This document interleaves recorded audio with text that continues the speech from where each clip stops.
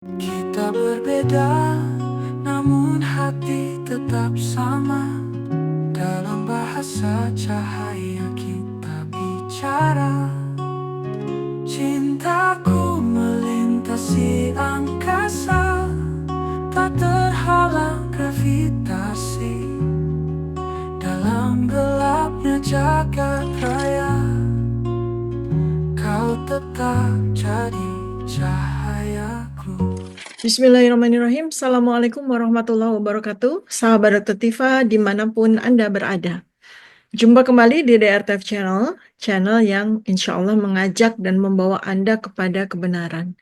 Di masa akhir zaman ini, siapa yang memegang kebenaran laksana menggenggam bara api. Tetapi bara api akan terasa sejuk ketika digenggam bersama-sama oleh para pecinta kebenaran. Hari ini saya akan membahas sesuatu yang sudah lama kita duga. Tapi hari ini kita harus bicara terang-terangan. Judulnya video ini ya, apakah Dr. Rizwan Syarifar adalah Black Swan? Saatnya ijazah palsu dibongkar. Sahabat Dr. Tifa sekalian, siapa ya Dr. Rizwan Hasiholan Syarifar ini yang tiba-tiba muncul dan menggemparkan dengan ilmu digital forensiknya? Bagi sebagian orang, dia adalah akademisi biasa. Tapi bagi saya, Dr. Rizwan ini adalah sebuah fenomena. Dia bukan sekedar manusia nih. Dia adalah simbol. Simbol dari perlawanan terhadap sistem yang busuk, meritokrasi palsu, pendidikan yang diperdagangkan. Dan hari ini, saya menduga jangan-jangan dia adalah Black Swan dalam sejarah Indonesia. Kemunculan Dr. Rizwan Syarifar sebagai pakar digital forensik membongkar detail-detail kepalsuan ijazah dan skripsi Jokowi. Dr. Rizwan Syarifar bisa jadi adalah Black Swan bagi Presiden Prabowo untuk berlepas diri dari jaring laba-laba Jokowi. Dr. Rizwan adalah a blessing in disguise bagi terungkapnya kebenaran yang sangat penting bagi negara saat ini. Black Swan, apa itu? Black Swan adalah sebuah teori populer dari Nassim Nicholas Taleb. Black Swan adalah sebuah peristiwa langka, tak terduga, tapi membawa dampak luar biasa besar dan luas. Nah, kalau dugaan tentang ijazah palsu ini terbukti, maka kemunculan Dr. Rizwan ini bisa jadi Black Swan yang mengguncang seluruh sistem kredit dan kredibilitas negara kita. Kenapa? Karena kita bisa melihat pola dari sebuah permainan politik yang sedang berlangsung, di mana kemunculan Dr. Rizwan tiba-tiba sebagai pakar digital forensik yang membongkar kepalsuan ijazah dan skripsi Jokowi, ini bukanlah sebuah kebetulan. Ini adalah pengaturan semesta. Seperti beberapa kemungkinan besar bisa kita analisis ya. Dr. Rizwan Syarifar saya tempatkan sebagai Black Swan-nya Presiden Prabowo. Dalam strategi senjata tunda, a blessing in disguise. Jika Presiden Prabowo mengetahui adanya rencana kudeta politik terhadapnya, misalnya seandainya Gibran memang direncanakan untuk menggantikan Presiden Prabowo melalui skenario tertentu, maka beliau membutuhkan alat tawar politik yang kuat. Isu ijazah palsu ini bisa menjadi senjata tunda bagi Presiden Prabowo yang bisa dipakai kapan saja untuk menekan Jokowi dan kroni-kroninya. Jika isu ini berkembang melalui tokoh independen seperti Dr. Rizwan Syarifar, maka Jokowi tidak bisa langsung menuduh Presiden Prabowo sebagai dalang di balik pengungkapan ijazah palsu ini. Maka strategi ini memungkinkan Presiden Prabowo tetap bermain bersih sementara lawan-lawannya terus melemah. Kenapa ya Dr. Rizwan Syarifar itu baru muncul sekarang? Mengapa tidak muncul lebih awal, misalnya pada saat Pilpres 2019? Kenapa justru sekarang? Ketika Jokowi berada di fase-fase akhirnya dia, fase-fase akhir dari kekuasaan ketika Presiden Prabowo sudah menggantikannya sebagai presiden. Apakah sebetulnya ini bagian dari sebuah strategi besar untuk melemahkan posisi Jokowi sebelum ia benar-benar menyadari bahwa dia sudah tidak lagi punya kuasa? Ya, itulah Black Swan. Peristiwa yang tidak diduga-duga datangnya, angsa hitam yang datang tanpa terduga untuk mengubah keadaan secara dramatis. Kan kemunculan Dr. Rizwan Syarifar ini benar-benar momen yang sangat menguntungkan bagi Presiden Prabowo, tetapi sangat merugikan bagi Jokowi dan kroni-kroninya. Efek dominonya juga sudah mulai menguat ya. Maka jika klaim Dr. Rismond terbukti dan didukung oleh bukti ilmiah yang kuat, maka ada beberapa dampak besar yang bisa terjadi. Pertama, Jokowi ini bisa didelegitimasi secara politik dan hukum. Ketika isu ini berkembang luas dan masuk ranah hukum, maka Jokowi bisa kehilangan legitimasi politiknya. Dan ini akan memengaruhi warisan politiknya, yang namanya Gibran sebagai wapres. Dan Presiden Prabowo bisa menggunakannya untuk mencegah kudeta politik. Karena sudah banyak selentingan-selentingan ya, ada upaya-upaya menggeser Presiden Prabowo dan menggantikannya dengan Gibran di tengah-tengah jabatannya. Maka Presiden Prabowo akan bisa menggunakan isu ini sebagai serangan balik terhadap kelompok-kelompok yang berminat untuk merealisasikan skenario tersebut. Maka bisa jadi mereka-mereka ini akan sibuk membela diri dan tidak bisa melakukan manuver apapun lagi terhadap Presiden Prabowo. Maka jika ini terjadi, ini adalah benar-benar sebuah blessing in disguise. Presiden Prabowo bisa menguasai panggung politik sepenuhnya tanpa diganggu-ganggu lagi oleh Jokowi dan siapapun yang membuatnya tak bisa menjalankan fungsi presidensinya dengan leluasa. Jika kita asumsikan bahwa Dr. Rismond ini bukan bertindak sendirian, misalnya, tetapi merupakan bagian dari strategi besar Presiden Prabowo, misalnya, tanpa dia menyadari bahwa dia menjadi bagian dari sebuah permainan tingkat tinggi yang sedang dimainkan. Maka kita bisa lihat pola-polanya. Coba ya perhatikan. Langkah pertama, isu dilempar ke publik secara organik. Dr. Rismond muncul sebagai pakar independen, bukan dari kubu politik tertentu. Lalu media mulai meliput secara bertahap. Ya. Langkah kedua, publik mulai membangun tekanan terhadap Jokowi. Isu ini berkembang di media sosial, memicu diskusi besar setiap hari dari pagi sampai malam. Jika tekanan publik semakin kuat, Jokowi akan terpaksa bereaksi. Langkah ketiga, Presiden Prabowo tetap diam, tetapi diam-diam mengunci posisinya. Presiden Prabowo tidak perlu membela Jokowi ataupun ikut menyerang secara langsung, nggak perlu. Biarin aja ini berkembang menjadi masalah hukum. Presiden Prabowo bisa sebagai pihak netral yang tetap fokus pada jalannya pemerintahan. Nggak usah ikut-ikutan ngurusin soal ijazah palsu ini. Maka dengan pola ini, Presiden Prabowo tetap terlihat bersih. Tetapi lawan-lawannya semakin terpojok. Lalu ada satu tokoh lagi kan yang juga lulusan UGM sama seperti Dr. Rismond Sianipar, namanya Dr. Tifa. Ini ceritanya seakan-akan saya lagi nggak bicarain diri sendiri ya, saya lagi bicarain Dr. Tifa gitu. Dr. Tifa sejak bertahun-tahun yang lalu sangat getol membongkar kebenaran soal ijazah Jokowi ini melalui foto-foto wisuda ya, foto-foto yang beredar. Kemunculan Dr. Tifa sebagai salah satu tokoh yang getol sekali membongkar keabsahan ijazah dan latar belakang akademik Jokowi adalah sebuah faktor menarik juga dalam permainan politika tinggi ini. Jika kita mengaitkannya seandainya adalah sebuah grand design, maka ada beberapa kemungkinan skenario yang bisa kita analisis ya. Pertama dari sosok Dr. Tifa ini sendiri. Dia adalah sebuah gerakan organik, tokoh independen, sosok yang sangat vokal, terutama dalam membongkar foto-foto wisuda Jokowi dengan morfologi dan anatomi yang dia kuasai sebagai dokter. Karena itulah dia mempertanyakan keabsahan sejarah akademik dari Jokowi.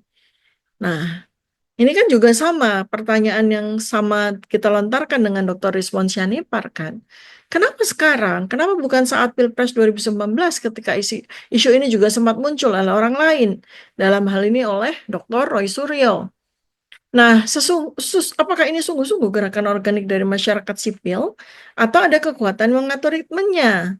Inilah Black Swan, kehadiran yang tiba-tiba dan memberi keuntungan secara organik kepada Presiden Prabowo. Sekarang kalau kita lihat dari aspek foto wisuda Jokowi menurut apa yang menjadi analisis dari Dr. Tifa, apakah ini adalah sebuah kunci serangan balik? Karena jika benar foto-foto wisuda Jokowi dan dengan menggunakan metode atau teknologi AI, ya, ketidakkonsistenan ataupun ada kejanggalan besar kan saat ini sudah bisa dianalisis dengan mudah, maka ini bisa menjadi serangan balik yang sangat efektif untuk mendiskreditkan Jokowi dan lingkarannya. Jika keabsahan akademik Jokowi dipermasalahkan secara hukum karena sudah banyak bukti-buktinya, ini bisa membuka pintu bagi delegitimasi pemerintahannya selama 10 tahun. Jika Jokowi kehilangan legitimasi, maka kekuatan politiknya akan melemah drastis dan perkara hukum bisa mulai diajukan. Jika Jokowi melemah, ada kebaikan dari Presiden Prabowo karena upaya menggulingkan beliau nggak akan bisa terjadi, ya kan? Maka dengan kata lain, ini adalah sebuah langkah preventif yang bisa menghancurkan seandainya betul ada rencana kudeta politik terhadap Presiden Prabowo. Jadi pada dasarnya, fenomena Dr. Rismond sekarang dan Dr. Tifa sejak 2 tahun yang lalu, ini adalah sebuah operasi berlapis yang dilakukan rakyat secara organik loh. Kalau kita lihat pola kemunculan mereka ya, Dr. Tifa menyerang dari sisi visual dan sejarah akademik Jokowi, mempermasalahkan foto-foto wisuda Jokowi, menyebarkan kesadaran pada publik yang semula nggak ngeh dengan detail-detail, misalnya hidung yang berbeda, telinga yang berbeda, bibir dan gigi yang berbeda, dagu yang berbeda, membuat rakyat sadar bahwa ada sesuatu yang salah, ada sesuatu yang mungkin merupakan sebuah upaya sistemik. Nah, kalau dari sisi Dr. Rismond Sianipar, dia menyerang dari sisi penguasaan ilmunya digital forensik berdasarkan dokumen-dokumen, menganalisis keabsahan ijazah Jokowi secara teknik digital forensik, dan memberikan argumen yang berbasis data digital, dan menguatkan narasi bahwa ada pemalsuan administratif dari ijazah dan dari skripsi yang dia analisis. Maka, jika ini adalah bagian dari sebuah strategi politik, ini adalah operasi berlapis yang dilakukan oleh rakyat secara independen dan sangat efektif. Apakah Dr. Tifa dan Dr. Rismond Sianipar ini adalah sebuah gerakan organik rakyat? Iya, tentu saja. Perlawanan para ilmuwan dan akademisi terhadap kezaliman dan kekuasaan yang dibangun atas dasar kebohongan sebuah rezim terjadi dalam setiap peradaban di setiap negara dan seringkali sangat efektif. Maka ini kita harus anggap sebagai sebuah gerakan organik. Ini adalah sebuah kebetulan politik yang luar biasa menguntungkan bagi Presiden Prabowo. Dan ini adalah sebuah perlawanan rakyat menggunakan kecerdasan yang paling canggih di Indonesia saat ini. Dengan kata lain, kita sedang menyaksikan sebuah permainan strategi tingkat tinggi, sebuah kecerdasan tingkat tinggi yang mungkin akan menentukan arah politik Indonesia dalam beberapa bulan ke depan. Dr. Rismond Sianipar, juga Dr. Tifa, Dr. Roy Suryo adalah tokoh independen dengan gerakan organik yang membela kebenaran. Ini akan memperkuat gerakan-gerakan seperti ini, gerakan-gerakan para orang cerdas yang independen ini akan memperkuat indikasi bahwa ada sesuatu yang sangat besar yang sedang berusaha ditutupi oleh pihak Jokowi dan lingkarannya. Fakta bahwa ada pakar-pakar independen dari latar belakang yang berbeda, digital forensik, investigasi sejarah akademik, anatomi, secara terpisah menemukan kejanggalan yang sama pada objek yang sama, menunjukkan bahwa ada kebenaran yang benar-benar berusaha diungkap ke publik oleh mereka ini. Jika ini bukan bagian dari strategi politik, tapi murni gerakan kebenaran, maka ada beberapa poin yang perlu kita dalami lebih lanjut. Apakah ada momentum politik yang membuat gerakan ini semakin sulit ditutupi? Iya, kemungkinan besar. Karena saat ini Jokowi dan lingkarannya sedang dalam posisi rentan, sudah tidak lagi berkuasa. Kemudian, bagaimana seandainya adalah sebuah gerakan organik? Kenapa reaksi dari orang-orang dekat Jokowi terasa sangat panik dan defensif pada saling sowan ke Istana Solo dan sebagainya? Biasanya, jika sebuah tuduhan dianggap tidak berbasis fakta, seperti kata Jokowi sendiri sebagai sebuah fitnah murahan, ya, maka mereka cukup diam aja, tidak perlu memberikan reaksi berlebihan, kan? Tapi faktanya, tokoh-tokoh dekat Jokowi sibuk membuat pernyataan bahwa Jokowi tidak melanggar konstitusi. Ini bisa menunjukkan adanya kekhawatiran besar di dalam lingkaran Jokowi. Jika tuduhan ini benar-benar tidak berdasar, kenapa tidak langsung dibuka semua dokumen dan fakta otentik untuk membuka kritik? Reaksi berlebihan ini justru memperkuat kecurigaan bahwa ada sesuatu yang benar-benar ingin disembunyikan. Jika terbukti bahwa ijazah Jokowi bermasalah, maka konsekuensinya akan sangat besar. Legitimasi Jokowi sebagai presiden selama 2 periode bisa dipertanyakan, termasuk kebijakan-kebijakan yang diambil. Semua keputusan politik dan hukum yang dibuat dalam masa pemerintahannya bisa dipermasalahkan. Dan ini bisa menjadi pintu masuk bagi lawan-lawan politiknya untuk menuntut pertanggungjawaban hukum. Dan ini bisa menjadi bom waktu yang sewaktu-waktu meledak dan mengguncang stabilitas politik Indonesia. Lalu, apakah ini bisa menghancurkan rencana Jokowi mempersiapkan Gibran? Jika benar Jokowi sedang berusaha menyiapkan Gibran sebagai suksesornya, sebagai penggantinya di masa depan, maka isu ini bisa menjadi penghambat terbesar. Kenapa? Kalau legitimasi Jokowi hancur, Gibran nggak akan punya peluang. Dia akan ikut terkena dampaknya. Apalagi soal ijazah, soal pendidikan dia sendiri juga sangat bermasalah. Maka jika ini berkembang menjadi sebuah skandal besar, Jokowi dan keluarganya bisa kehilangan pengaruh politiknya. Politik dinasti yang sudah disusun bisa tercerai-berai, bisa hancur berantakan. Dan ini juga bisa membuka peluang bagi Presiden Prabowo untuk memastikan selesai intervensi Jokowi dalam pemerintahannya, selesai cawe-cawe dalam pemerintahannya. Dan dia bisa menjadi presiden yang independen tanpa diintervensi, tanpa dirusuhin oleh Jokowi lagi. Maka dengan kata lain nih, jika Dr. Rismond Sianipan dan Dr. Tiva berhasil mengungkap semua kebenaran, ini adalah akhir dari dinasti politik Jokowi. Jika ini adalah sebuah gerakan kebenaran, maka ini adalah sebuah game changer. Gerakan organik murni daripada akademisi ini menunjukkan bahwa rakyat Indonesia mulai sadar dan tidak mau lagi dibohongi oleh narasi-narasi yang dilakukan oleh para pejabat publik. Dan ini bukan sekedar isu biasa loh.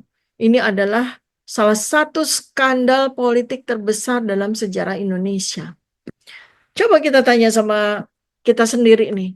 Bagaimana mungkin ya seseorang bisa menembus posisi yang begitu strategis, posisi puncak dari sebuah negara, mengendalikan kekuasaan begitu besar, mengendalikan anggaran, kebijakan, dan nasib 280 juta orang. Kalau ternyata basis legalitas akademiknya meragukan.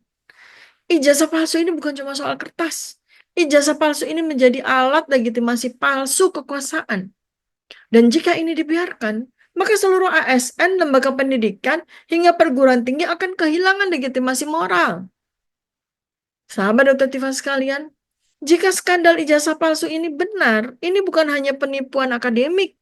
Ini adalah bentuk kejahatan terstruktur, sistemik, dan masif. Berapa banyak pejabat kita menggunakan ijazah tempelan? Lulus 3 bulan sarjana. Gelar doktor dengan disertasi plagiasi skripsi mahasiswa S1.